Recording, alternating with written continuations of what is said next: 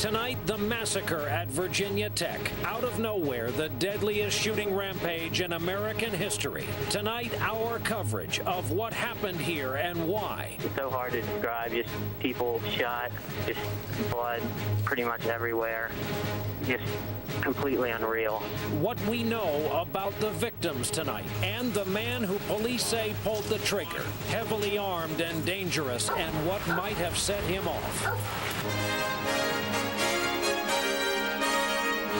This is a special edition of NBC Nightly News with Brian Williams, reporting tonight from Blacksburg, Virginia.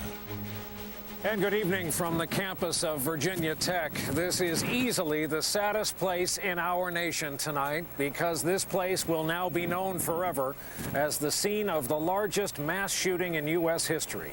This campus is located in the Blue Ridge Mountains, about 40 miles from Roanoke, Virginia. Virginia Tech is home to a student body of about 26,000.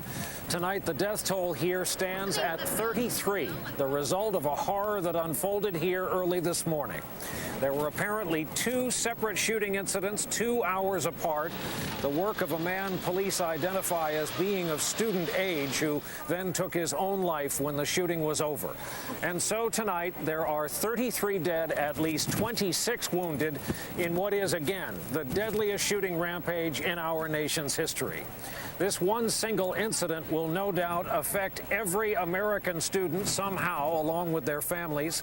President Bush earlier today at the White House said he was shocked and saddened by news of these shootings. It is now clear that years from now, Americans will remember where they were when they heard the news of what transpired here today.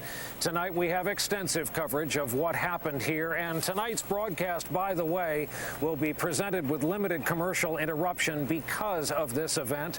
We're going to begin our coverage with my colleague Kevin Cork, who was our first correspondent on the scene today and is with me tonight. Kevin, good evening. Brian, all day long, people here in Blacksburg have been asking questions like, why did this happen and who would do such a thing? But also tonight, we're hearing quite often, how could this happen here in Blacksburg, a town where peace and quiet are usually taken for granted? Shortly after dawn, when many students were still sleeping, shots rang out inside the West Ambler Johnston dormitory on the sprawling Virginia Tech campus. Nearly 900 students live there. The attack comes without warning on the 4th floor. The gunman shooting and wounding multiple students, killing at least 2, a student and a resident advisor. A boyfriend and girlfriend who were in a fight, and the RA came out to help, and the boyfriend shot the girl and the RA. By 9 a.m., local news is reporting that 1 victim is dead, perhaps 8 or 9 wounded. Students huddled in their rooms, scouring the internet for any information as the police frantically hunt for the shooter on the 2,600-acre campus. 9:30 a.m., 2 hours after the first shots, on the opposite end of campus, classes are underway in Norris Hall, an engineering building. A gunman, police won't say if it's the same man, unleashes another shooting rampage. Eyewitness Trey Perkins was in German class when the gunman burst in. He shot our teacher, and then we all got on the ground real quick, and he started just shooting around at different people. I'm not sure how long it lasted. It felt like a really long time. He didn't say get down. He didn't say anything. He just came in and started shooting. Outside Norris Hall, graduate assistant Jamal Alberguti captured the sounds of gunfire on his cell phone camera. Many people were dead, were killed, and we're really sad about that. By the time police broke in, the gunman was dead. He had taken his own life. He still hasn't been identified. Noon, the horror of the second shooting spree begins to sink in, and the death toll keeps rising. As the day wore on, it became clear that almost 60 Virginia Tech students and faculty were dead or wounded. Students were questioning why they weren't warned during the 2 hours between the first and second shootings. Resident advisors were going up and down the halls trying to notify everybody there as soon as we were aware. We also closed the building and had it surrounded by security people. So how they didn't know about that, I can't explain. Indeed, many more questions to be answered. Tomorrow, the university will hold a gathering at 2 p.m. To begin the healing process. And I'm sure I speak for many when I say that process can't begin soon enough, Brian. All right, Kevin Cork, who is just inside one of the buildings here on campus with our lead report for tonight. Trey Perkins and Derek Odell, two young men you just saw in Kevin's report, are both sophomores here at Virginia Tech.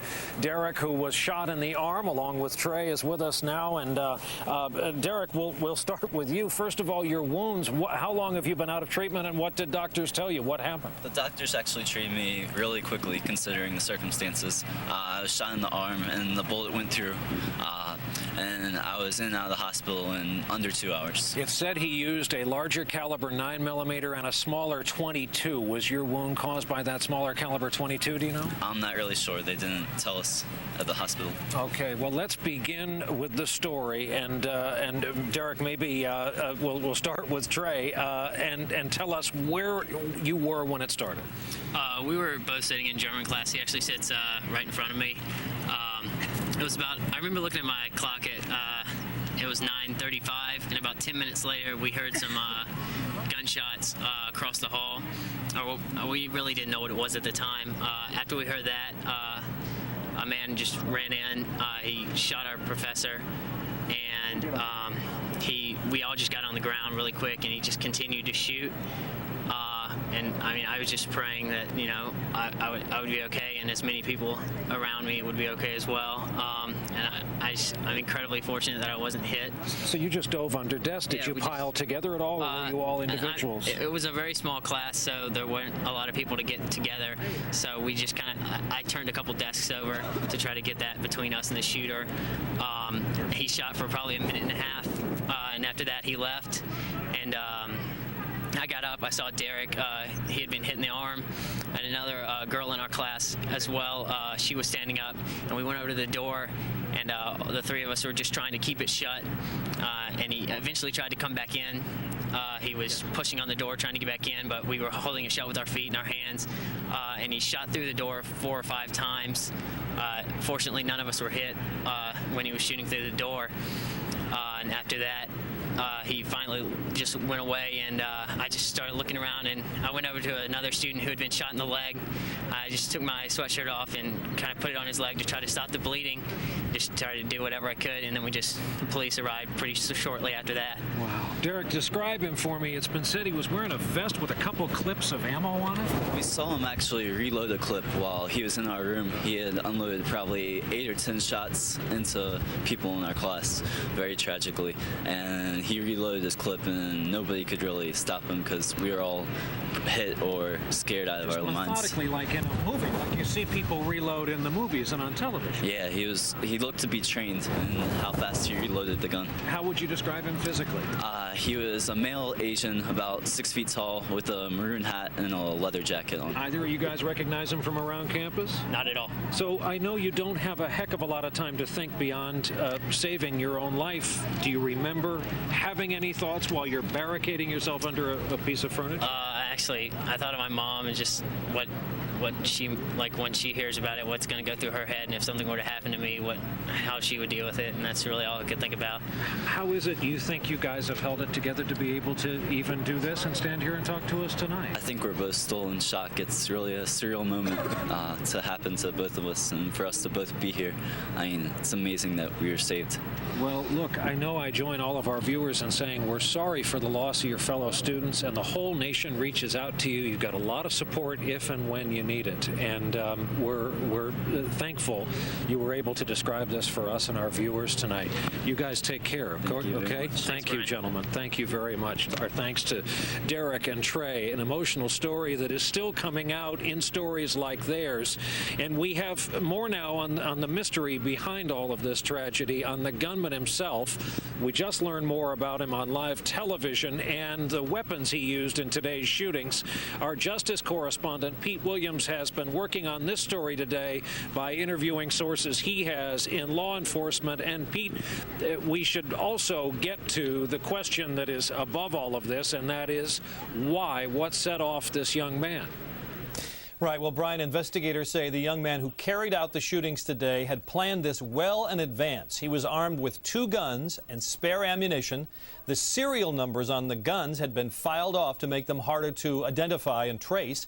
Investigators believe this may have all started over an argument he had with his girlfriend, and they also say after entering the classroom building, he chained the front doors shut. Federal investigators say he carried 2 handguns with him this morning, at least one of them a 9mm pistol like this one, capable of firing a round each time the trigger is pulled. Police say he also had spare ammunition magazines or clips, which he carried in a vest he was wearing so he could easily get to them. The federal assault weapons ban once limited to 10 the number of rounds a clip could hold, but that has expired, and 9mm guns can now hold up to 19 rounds before reloading.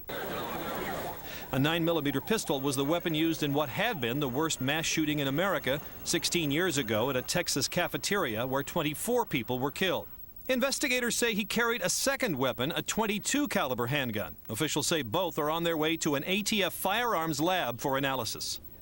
Though campus police say they cannot confirm that both shootings were the work of the same person, investigators believe that after firing shots at the dorm, the young man headed for the classroom building and appeared to have chained up the doors after he entered, sealing off a potential exit for students. As for who he was, whether he was an Asian American or a foreign student, investigators say they do have a preliminary identification, but it's been hard to arrive at. He carried no ID. His fingerprints did not match any existing record. And because he shot himself in the head, it's been difficult to match him up with a picture. Campus police continue to say tonight that they can't be certain that the shooting at the dorm and the classroom were, in fact, done by the same person. And they say they have what they call a person of interest, someone with some connection to the dorm shooting identified but not in custody. That person has not been charged, Brian.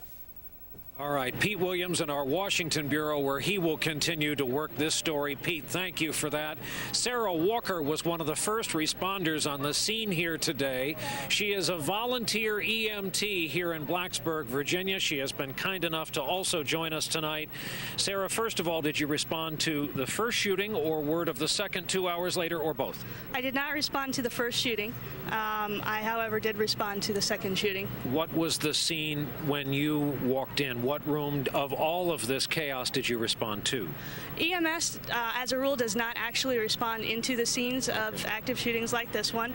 We were staged nearby at a separate location, and what we initially received was what state police brought to us at our initial staging area, which were the walking wounded, the scrapes, the bruises, the grazes, and then they started bringing out the more serious injuries to us, and then we've started bringing ambulances to a different location for the more serious injuries that they again brought to us. We do not go into the buildings. Here we are standing here on a windy hillside in beautiful country here on this campus. I am guessing that your training for an EMT here did not include mass bullet wound trauma like you had today.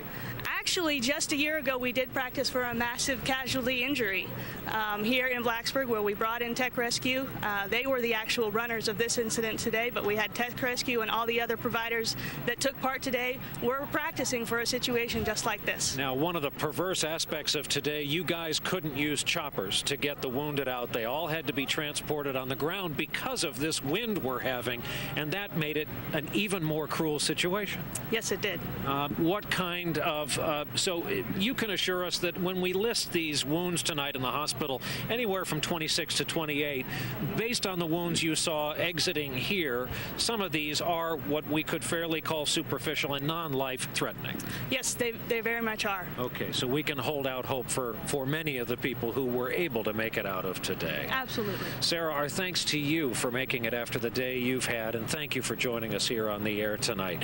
Sarah Walker, an EMT here in this beautiful country west of Roanoke, Virginia. We're going to take a break in our coverage here tonight. We'll be back with more on what unfolded here on the campus of Virginia Tech in just a moment.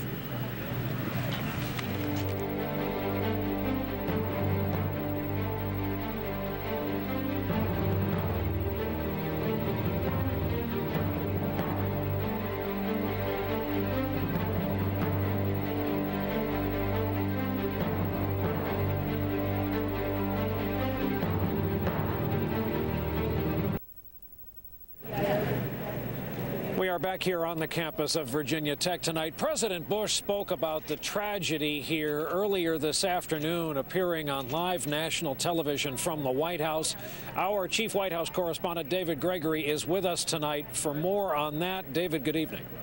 Brian, White House officials were as shocked as the rest of the country when the magnitude of this massacre became clear around the lunch hour. The president was in a private lunch in the West Wing when an aide interrupted to say that the death toll had tragically shot up to more than 20 people at that point in the day, midday. The president immediately turned on the television in his private quarters and started to monitor the coverage, telling aides that he found it horrifying. As the afternoon wore on, they made preparations for some remarks. He spoke by phone to Virginia Tech's president as well as to the governor of Virginia before he spoke to the nation.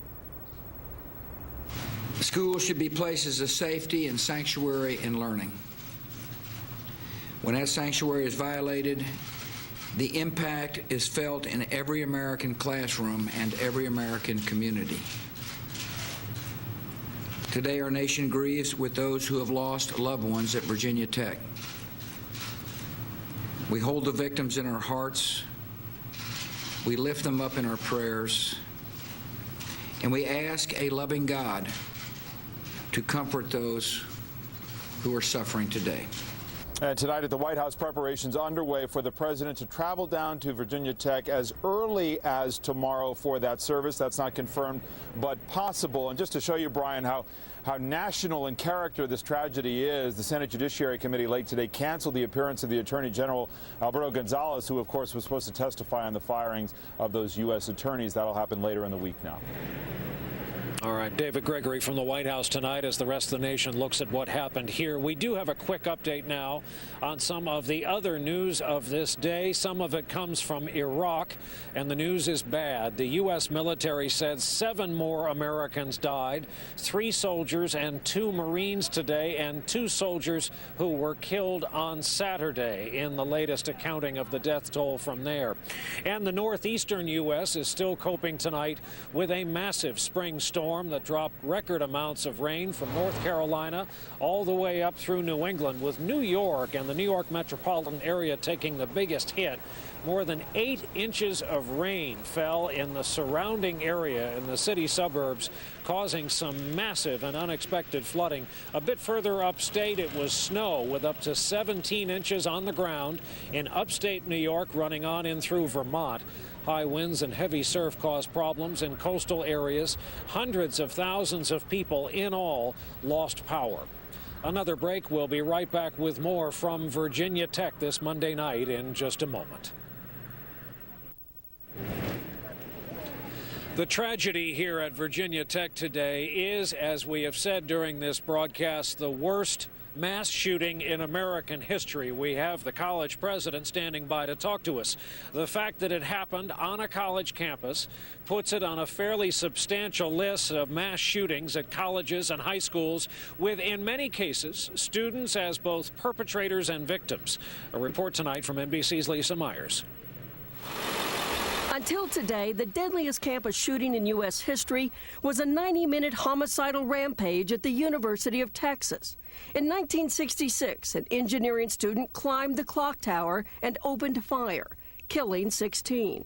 In 1999, 8 years ago this week, 2 students at Columbine High School who felt they'd been bullied killed 13.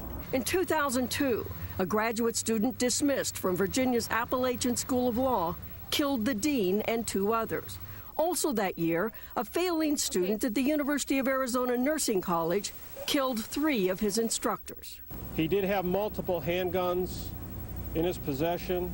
The shooters were different ages. Some had signs of mental illness, but experts say most had one thing in common: an inability to deal with their rage. They determined that they were going to act out their frustrations at the tip of a gun instead of sitting down and working these things out with a counselor. In recent years, most colleges have improved security, especially at dorms. Classrooms generally have not been protected like dorms have, and of course the campus, most college campuses are wide open, so they also haven't been locked down at all.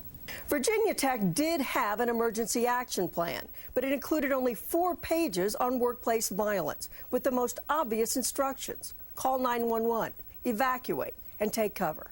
Experts say even with sophisticated security, it's tough to stop a lone individual out to die. Whether one is a suicide bomber in Iraq or a suicide shooter on campus, if they've made up their mind and prepared to both kill and die, there's little we can do except perhaps kill them before they're able to act out.